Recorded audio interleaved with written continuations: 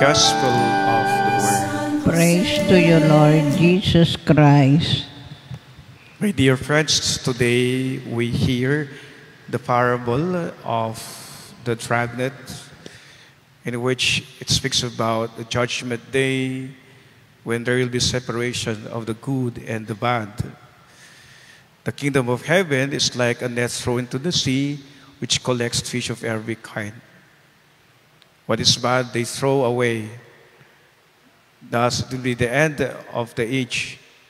Angels will go out, separate the wicked from the righteous, and throw them into the fiery furnace, where there will be wailing and grinding of teeth.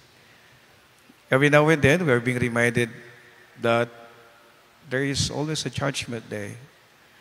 There is the day of reckoning. What we sow, we reap. At the end of the judgment day, it's about reward and punishment. And sometimes, to interpret these things, we have different kind of interpretation. And on this day, we celebrate the feast of Saint Ignatius of Loyola. If there is one thing that we attribute about him, and this is the gift of interpretation. Minsan, sa buhay po natin, hindi po natin nauunawaan kung ito ba'y kaloob ng Diyos. Amen? No? Kadalasan po, pag may nangyayari po sa atin, maraming pagsisisi, we blame, we complain, and sometimes we don't really find meaning in all the things that are happening in our lives. That's very basic. That's very human. But the moments of prayer, when we allow God to speak to us, and then we realize after all that the interpretation will bring us to realize after all na lahat pala ay nasa plano ng Diyos. Amen? No?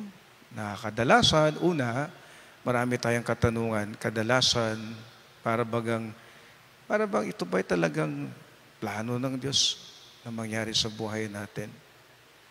But Saint Ignatius of Loyola would always bring us that when we allow God to intervene in our behalf, then we see God in all things. Nakikita natin na lahat ng bagay mayroon ng Diyos, at sa lahat ng bagay maganda ang plano ng Diyos. Kailanman, hindi pa naging pangit ang plano ng Diyos sa buhay ng tao. Because in the mind of God was a wonderful plan. At the very beginning, this was the very plan of God to us. He has wonderful plans in our life. Sometimes, it is our own making and doing. Amen? Sometimes, ang mga plano rin natin sa buhay ay hindi maganda. Gawa ng kakulangan din ng ating pong pakikipag-ugnayan sa Diyos at pag-iimbita sa Diyos na makialam sa ating buhay. Sa ating pagdarasal, lagi po nating naiisip, kapag meron ng Diyos, lagi nakikita natin na may magandang plano at kabutihan ng Diyos sa lahat ng bagay. When there is God, we see goodness in all things.